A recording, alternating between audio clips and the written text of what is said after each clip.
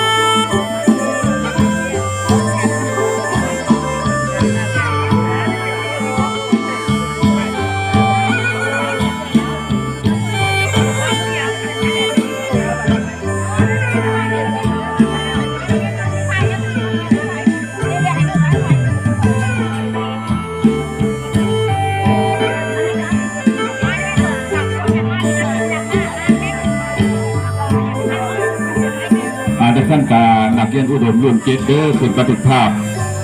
ขึ้นบันทึกภาพพอมีเนาะนักเรียนอุดมรุ่นเจ็ดขึ้นบันทึกภาพอยู่ที่นาลงศพเชิญเลย